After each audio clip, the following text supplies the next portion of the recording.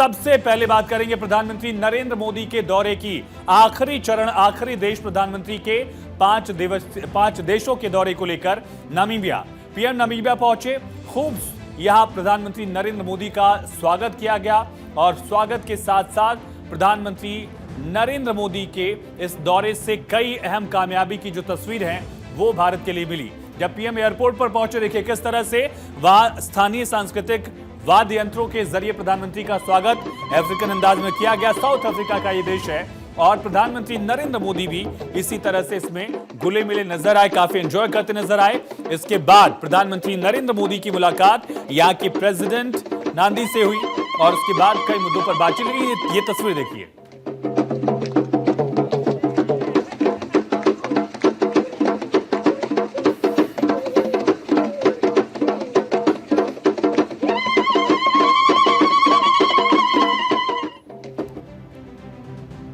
तो प्रधानमंत्री यहां ढोल बजाते हुए नजर आए। जो वहां के स्थानीय कलाकार थे उनके साथ प्रधानमंत्री इसका लुत्फ उठाते नजर आए।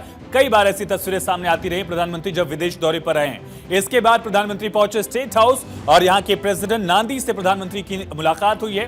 पहली प्रेसिडेंट है, महिला प्रेसिडेंट जो है वो उनसे प्रधानमंत्री नरेंद्र मोदी की मुलाकात हुई। कई समझौते हुए और प्रधानमंत्री नरेंद्र मोदी ने इन समझौतों को लेकर भी खुशी जाहिर की। साथ ही साथ प्रधानमंत्री ने यहां की नामीबिया की संसद को भी संबोधित किया। दोनों देशों के जो रिश्ते हैं वो किस तरह से प्रगाढ़ हो रहे हैं वो बताया। रिश्ते दोनों देशों में लगातार मजबूत हो रहे हैं। उससे पहले भारतवंशी जो सॉफ्ट पावर डिप्लोमेसी है इंडिया की, जिसको नरेंद्र मोदी ने एक अलग पार में चेंज कर दिया है, वो तस्वीर भी दिखी जहां नामीबिया के स्टूडेंट्स, नामीबिया के लोग योगासन करते नजर आए। सूर्य नमस्कार के जरिए प्रधानमंत्री नरेंद्र मोदी का स्वागत किया गया। वहीं होटल पहुंचने से पहले प्रधानमंत्री नरेंद्र मोदी का भारतवंशियों ने भी तिरंगे के साथ, जयकारों के साथ स्वागत किया। मोदी मोदी के नारों की गूंज के साथ प्रधानमंत्री का स्वागत किया गया। और किस तरह से प्रधानमंत्री का स्वागत भारत से 6000 किलोमीटर दूर भी किस जोश के साथ हुआ, ये भी सुनिए।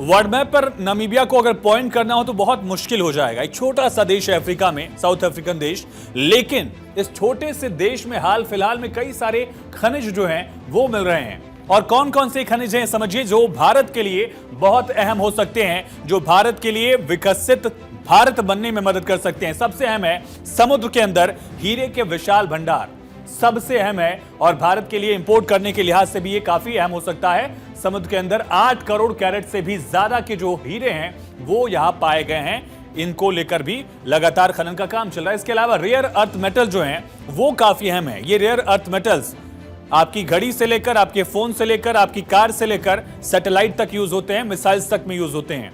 उसके लिए साथ साथ इलेक्ट्रिक वॉन बनाने में भी इसका यूज जो है रेयर अर्थ मेटल्स का वो काफी इंपॉर्टेंट हो जाता है। उसका यूज किया जाता है जो एक बहुत अच्छा संसाधन इस देश में है। इसके अलावा कई अलग अलग क्षेत्रों में भी इन रेयर अर्थ मेटल्स का यूज किया जाता है, जिससे ये देश जो है एनरिच्ड है। ऐसे संसाधन इस देश में बहुत ज्यादा हैं। इसमें लिथियम है, जिंक है और ऐसे धातुओं के सबसे बड़े प्रोड्यूसर्स में से भी एक अहम देश नामीबिया को काउंट किया जाता है, जो भारत के लिए बहुत अहम होने वाला है रणनीतिक साझेदार के तौर पर। क्योंकि अभी रेयर अर्थ मेटल्स के मामले में चीन एक तरफा बढ़ रहा है आगे और उसने पूरी जो ग्लोबल सप्लाई चेन है उसको एक तरह से कंट्रोल कर दिया है। उसके एक्सपोर्ट पर भी रोक लगा दी थी। प्रोसेसिंग के मामले में भी चीन दुनिया के तमाम देशों से आगे है रेयर अर्थ मेटल्स के मामले में। लेकिन भारत के लिहाज से अहम क्यों है ये समझिए, सबकी नजर क्यों है इस दौरे पर ये समझिए। दरअसल यूरेनियम पर दुनिया की नजर है। नामीबिया में रेयर अर्थ मेटल्स हैं, तमाम धातु हैं, मेटल्स हैं, लेकिन सबसे अहम है यूरेनियम।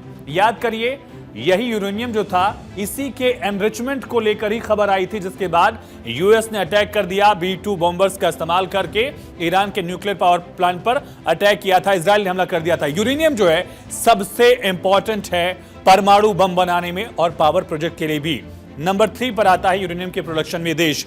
न सिर्फ सुरक्षा और सैन्य रणनीति दोनों के लिहाज से, यानी पावर के लिहाज से भी और सैन्य रणनीति के लिहाज से यूरेनियम का खजाना जो है बहुत अहम हो जाता है।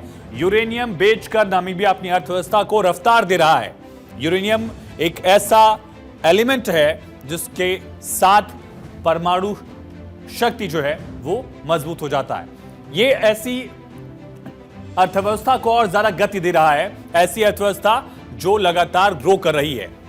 नामीबिया के पास तमाम ये मेटल्स हैं, तमाम संसाधन हैं और भारत उसको टेक्नोलॉजी देकर उनके एक्सट्रैक्शन में और ज्यादा यूज कर पाएगा। अब आगे बढ़ते हुए समझते हैं कि और कौन कौन से रेयर अर्थ मेटल जो हैं वो इस देश में है, नामीबिया में है, जिनको लेकर भारत बातचीत करा। देखिए, नियोडिमियम दरअसल स्थायी मैग्नेट में इसका इस्तेमाल होता है और वो मैग्नेट जो है किसी भी लेवल का हो सकता है, वो टरबाइंस में भी यूज हो सकता है और छोटे मोटर्स में भी उसका इस्तेमाल जो है वो किया जाता है। इलेक्ट्रिक वाहन से लेकर विंड टरबाइन और इलेक्ट्रॉनिक्स में इस मेटल के जरिए जो मैग्नेट बनाए जाते हैं उनका यूज होता है। फिर एक और मेटल है प्रासियोडिमियम, इसका भी यूज मैग्नेट से लेकर लेंस और कुछ विशेष तरह की धातुओं में किया जाता है। एक और एलिमेंट जो है जिसका हाई टेम्परेचर मैग्नेट के लिए यूज किया जाता है उसका नाम है डिस्प्रोसियम।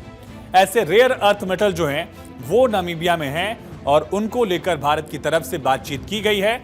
इलेक्ट्रिक मोटर्स में भी इसका यूज जो है वो किया जाता है। फिर टर्बियम करके ये मेटल है, मैग्नेट लेंस और कुछ विशेष मिश्र धातुओं में भी इसका इस्तेमाल किया जाता है। इन रेयर अर्थ मेटल्स को लेकर भारत और नामीबिया के बीच बातचीत हुई है और रिश्ते किस तरह से साल दर साल बढ़ते चले गए, मजबूत होते चले गए, ये अब अगली कड़ी में समझते हैं। कारोबार जो है वो लगातार बढ़ा है।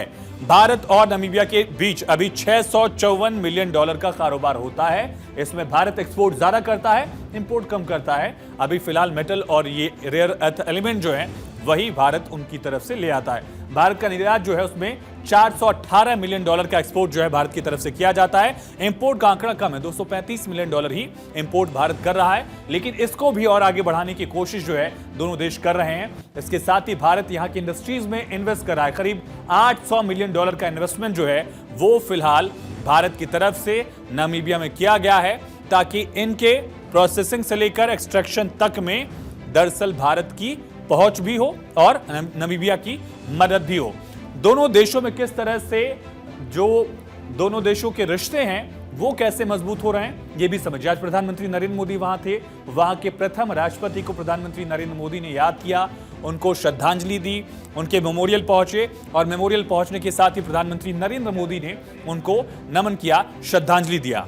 अब समझिए दोनों देशों के रिश्ते कैसे हैं। छोटा सा अफ्रीकन देश जो है वो लगातार आजादी की लड़ाई से भी एक कनेक्शन जो है दोनों देशों में दिखता है और इवन आजादी से पहले से ही दोनों देशों में रिश्ते हैं। भारत और नामीबिया का रिश्ता जो है वो हमेशा कैसे मजबूत हुआ है समझिए। 1946 में भारत ने यूएन में नामीबिया की आजादी का मुद्दा उठाया था। मैंने कहा जैसा कि दोनों देशों की आजादी से पहले से रिश्ते हैं। 1986 में नामीबिया की आजादी के लिए स्वैपाओ पार्टी का दूतावास जो है नई दिल्ली में खोला गया, यानी देश आजाद हुआ उससे पहले ही उस देश का दूतावास इंडिया में था, यह समझा जा सकता है। और 1990 में भारत ने आजादी के बाद नामीबिया से राजनीतिक संबंध स्थापित किया। 88 के समय लगभग यह आजाद हो गया था, 90 तक राजनीतिक संबंध भी थे और जिस पार्टी के दूतावास का जिक्र हुआ वही पार्टी आज सत्ता में है। उसी के प्रेसिडेंट से प्रधानमंत्री नरेंद्र मोदी ने मुलाकात भी की।